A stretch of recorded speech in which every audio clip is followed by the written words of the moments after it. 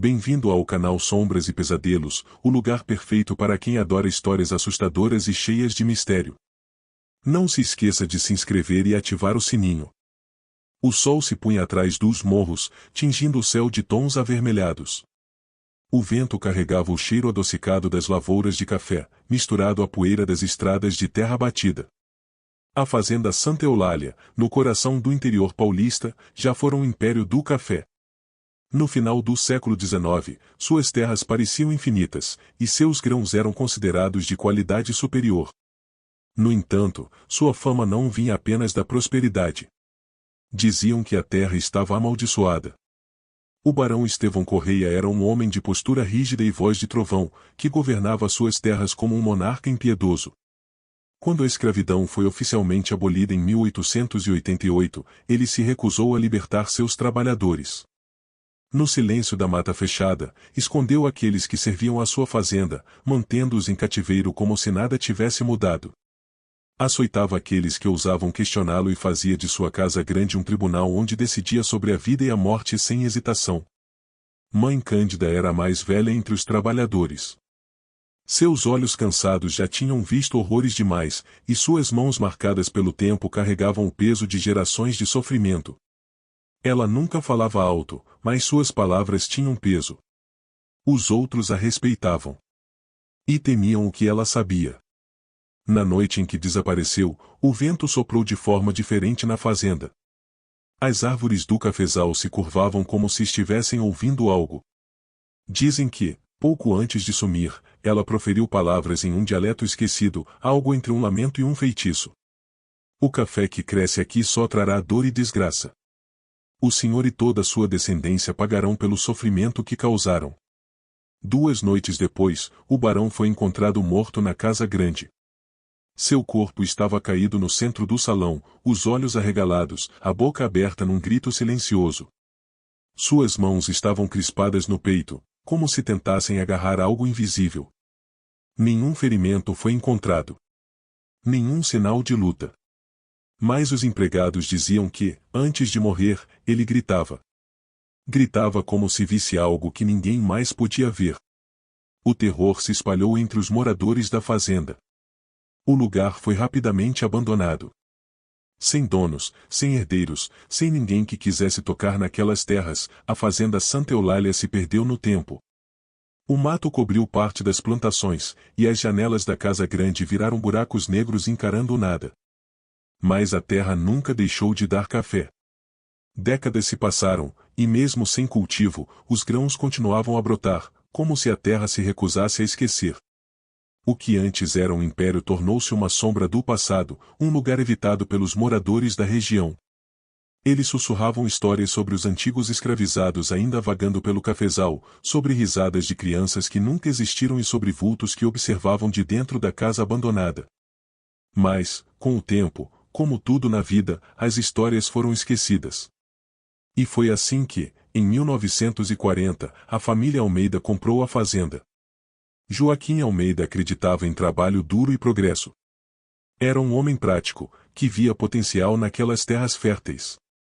Sua esposa, Maria, não gostou da ideia de viver em um lugar tão afastado, mas confiava no marido. Seus filhos, Luiz, de 17 anos, e Helena, de apenas 10, viram a mudança como uma aventura. Acreditando estar diante de uma oportunidade única, Joaquim ignorou os avisos dos moradores da vila mais próxima. A terra tem sede, dissera um velho ao saber que ele comprará a fazenda. Joaquim riu, achando que era apenas superstição.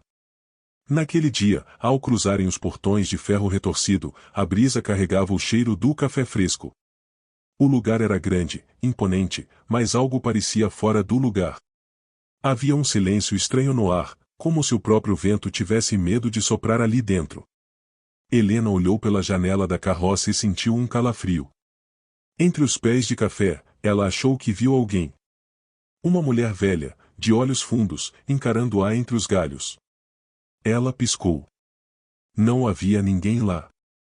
A carroça balançava sobre a estrada de terra enquanto a fazenda Santa Eulália se erguia diante da família Almeida. O casarão principal, uma estrutura colonial de janelas altas e portas escuras, parecia observar os recém-chegados com sua imponência decadente. O sol poente pintava sombras alongadas no solo, dando ao lugar um aspecto ainda mais envelhecido. Joaquim Almeida desceu da carroça e inspirou profundamente o ar da fazenda. Sentiu o cheiro forte de café, mesmo sabendo que a plantação estava abandonada há anos. "O que acha, Maria?" perguntou a esposa, tentando soar otimista. Maria apertou o xale ao redor dos ombros. Desde que saíram da vila, ela sentia um peso estranho no peito, um desconforto inexplicável.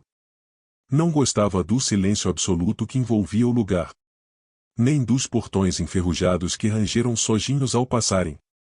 "Parece, e solitária", se respondeu, sem encontrar palavras melhores. Luís, o filho mais velho, desceu da carroça com passos largos. Com 17 anos, ele via aquela mudança como uma oportunidade de crescimento, um recomeço para sua família. "Grande demais para estar vazia", se comentou, observando a plantação. O café crescia em linhas perfeitas, apesar de não ter sido cultivado há anos. Isso o incomodou, mas ele logo afastou a sensação. Já Helena, a mais nova, permaneceu dentro da carroça. Seus olhos pequenos e atentos varriam a plantação como se buscassem algo. "Vamos, Helena", chamou Maria. A menina, hesitante, desceu segurando a barra do vestido. Deu alguns passos incertos antes de olhar de relance para a plantação. Foi quando viu novamente. Entre as árvores, uma figura indistinta estava de pé, com o corpo quase fundido às sombras dos pés de café. Não tinha rosto, apenas um contorno humano parado entre as folhas. Helena sentiu um calafrio subir pela espinha. O peito apertou e sua respiração falhou. Ela piscou. Nada. Engoliu seco e apertou a mão da mãe, sem dizer nada. A chegada à casa grande. A família entrou na casa grande, arrastando malas e sacolas. O interior era espaçoso, mas empoeirado. Havia quadros antigos cobertos por lençóis brancos, móveis pesados de madeira escura e um cheiro de coisa velha e fechada.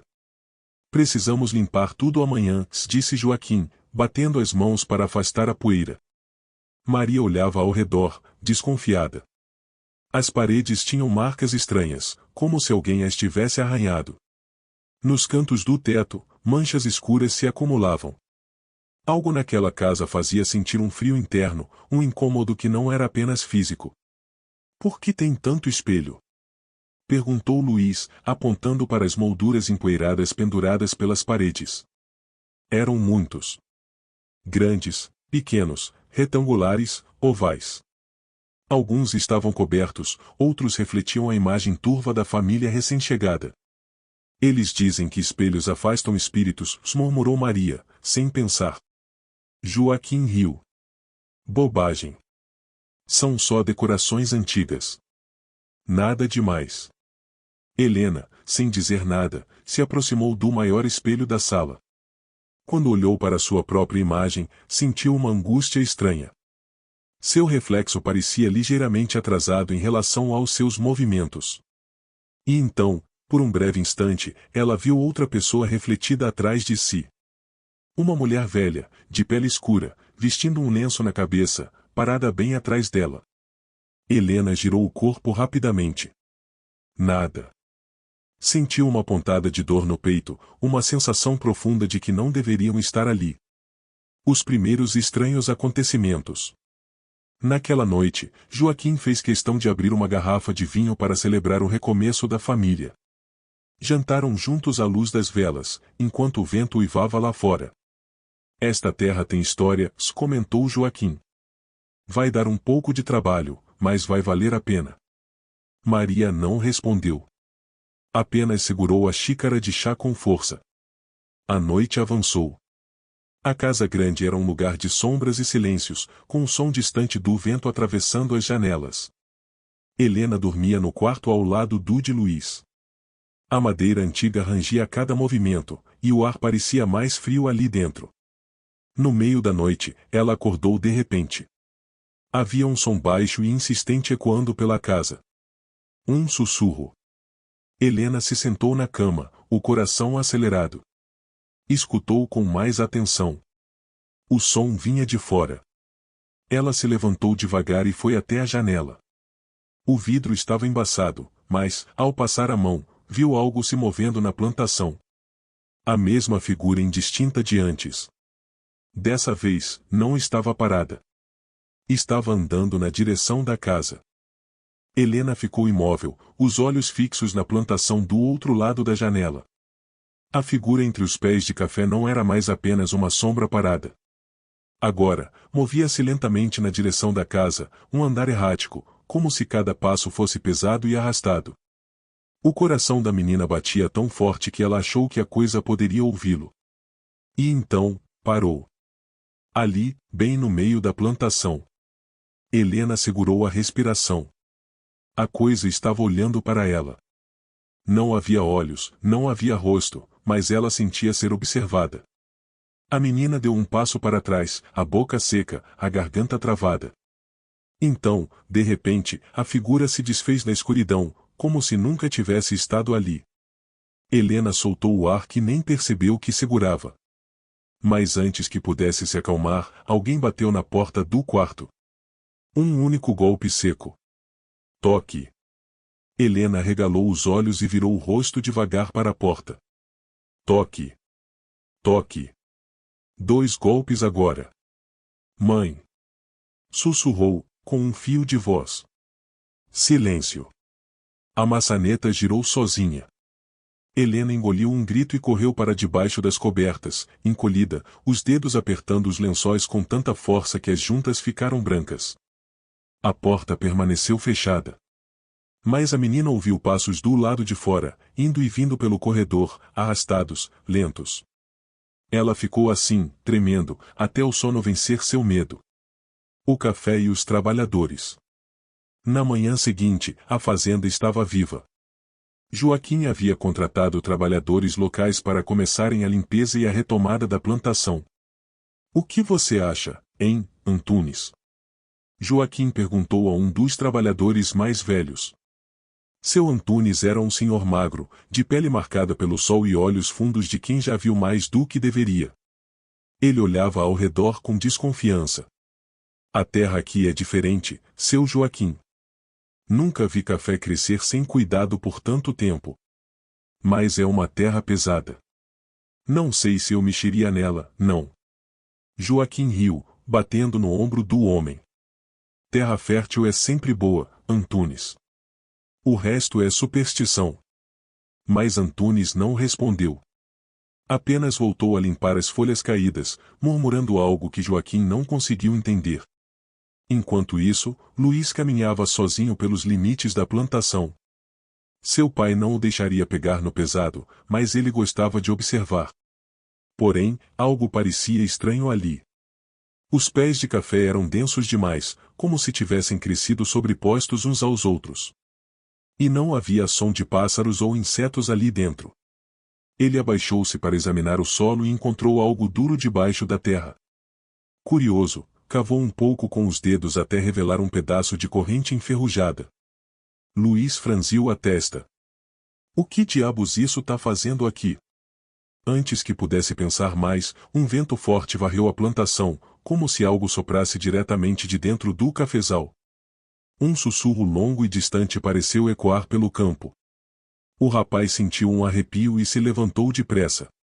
Algo estava estranho naquela terra. A segunda noite. A família jantou cedo. Maria parecia inquieta, Helena estava calada e Joaquim, como sempre, tentava manter a moral alta. Amanhã começamos a colheita de verdade.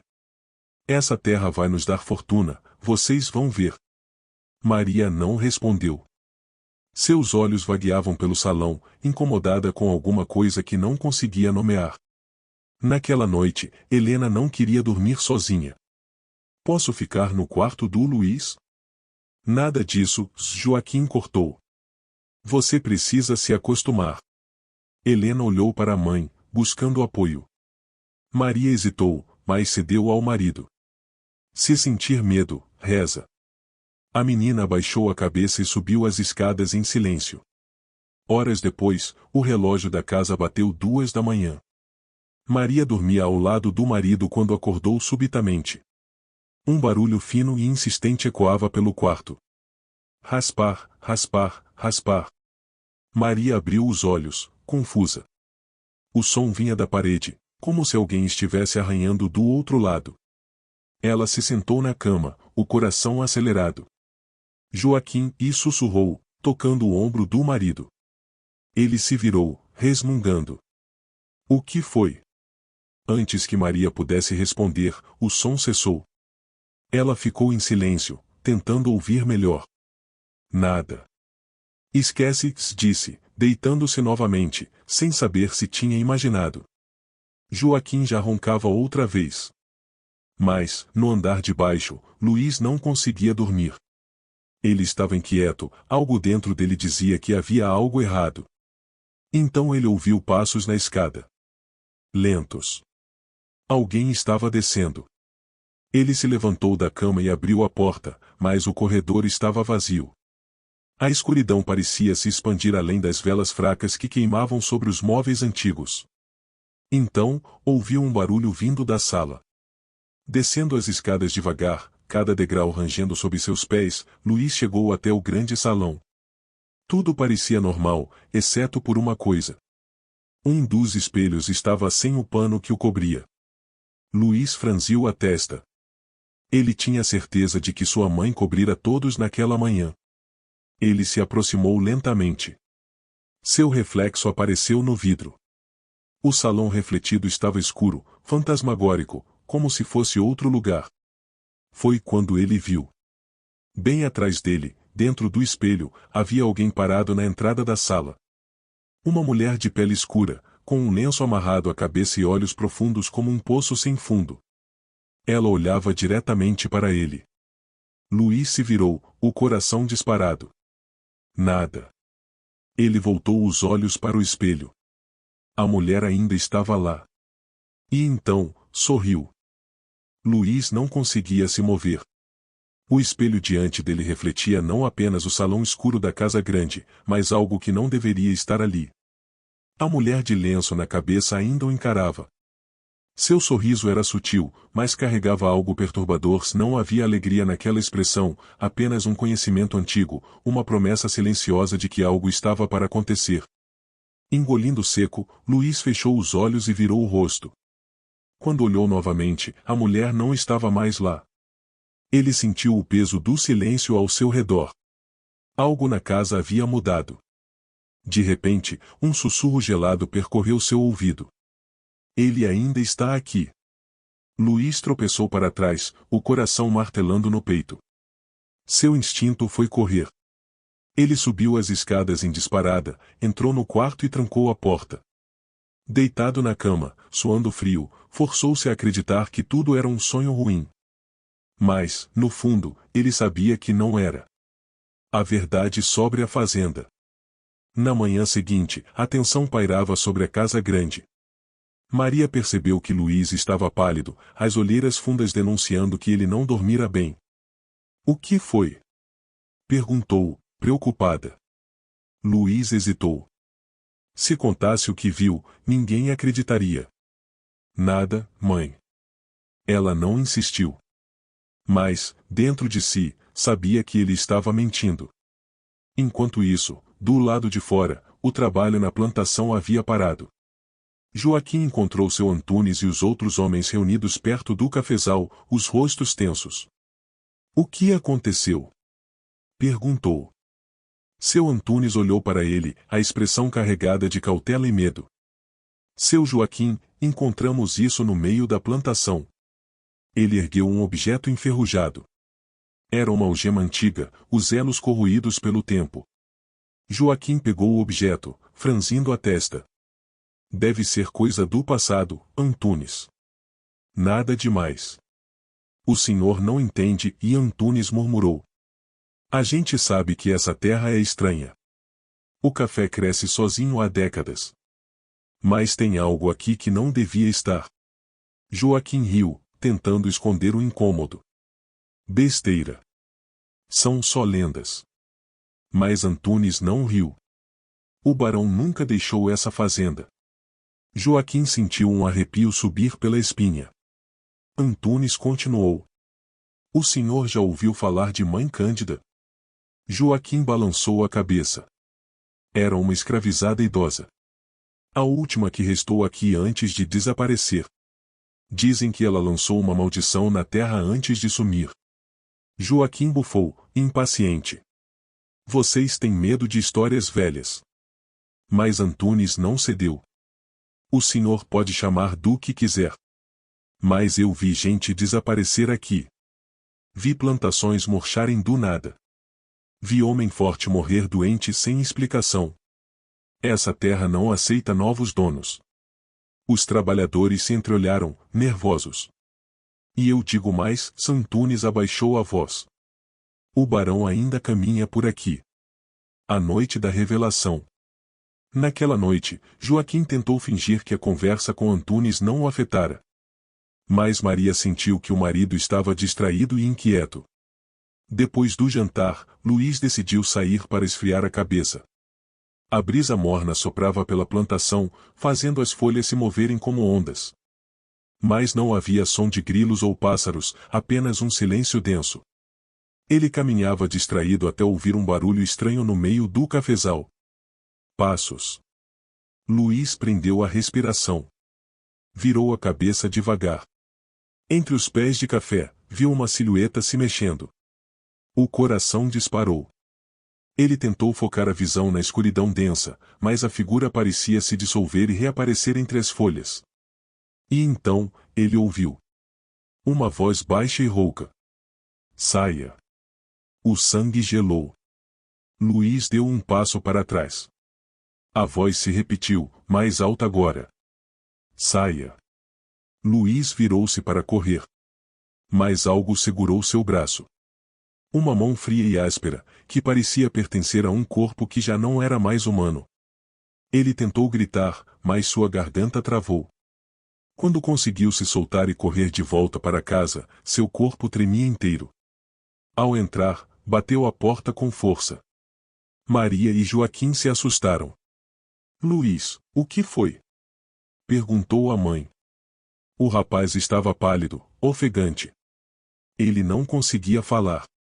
Se falasse, tornaria real o que acabou de acontecer. Maria olhou para Joaquim. Tem alguma coisa errada com essa casa. O marido não respondeu.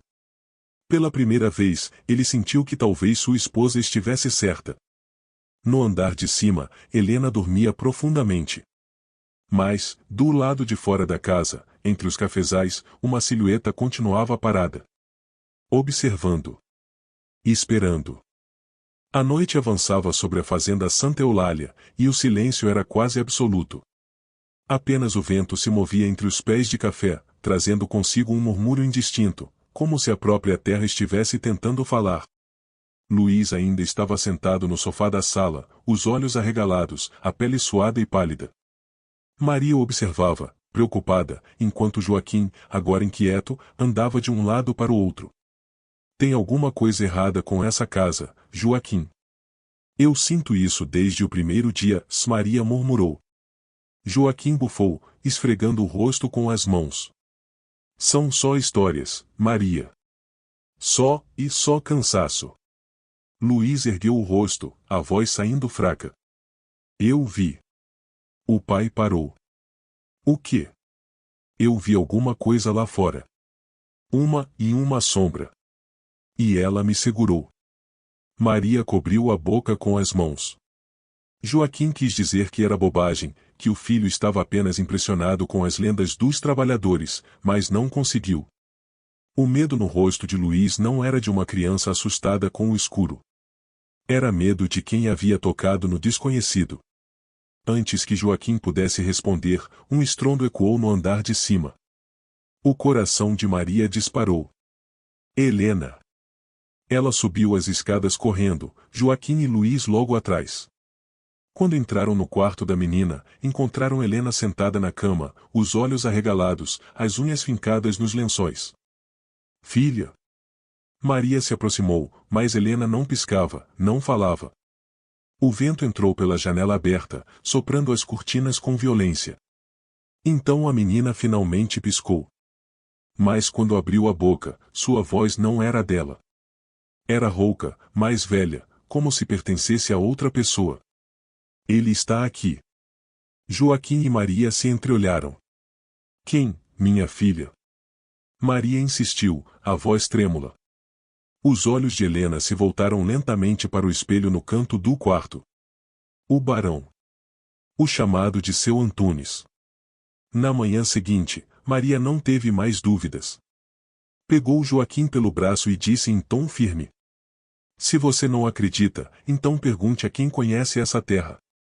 E foi assim que, na mesma tarde, Joaquim foi até a vila e procurou seu Antunes. O velho trabalhador morava em uma casa simples, cercada de velas e ervas secas. Quando Joaquim bateu à porta, ele já sabia. Vocês acordaram a fazenda. Joaquim engoliu seco. O que você quer dizer com isso? Antunes o encarou. Eu o avisei. Essa terra não aceita novos donos. O barão nunca foi embora, seu Joaquim. Nem aqueles que morreram sob o comando dele. Eles ainda estão lá. Presos. Joaquim sentiu a nuca arrepiar. Tem um jeito de ir acabar com isso? Antunes respirou fundo. Tem. Mas não é fácil. O ritual de libertação. À meia-noite, Antunes chegou à fazenda carregando um saco com ervas, velas e uma tigela de barro. O vento frio parecia mais forte naquela noite, e as velas tremiam nas mãos de Maria. Precisamos fazer o ritual no meio da plantação, disse Antunes. No cafezal? Joaquim hesitou. Antunes assentiu. É lá que tudo começou. Eles caminharam em silêncio até o centro do cafezal. Antunes traçou um círculo no chão, espalhou as ervas e acendeu as velas ao redor. O fogo oscilava, como se uma força invisível tentasse apagá-lo. Então ele começou a murmurar palavras antigas, algo que Joaquim e Maria não entendiam. O ar ficou mais pesado. O vento parou de soprar, e o silêncio se tornou opressivo.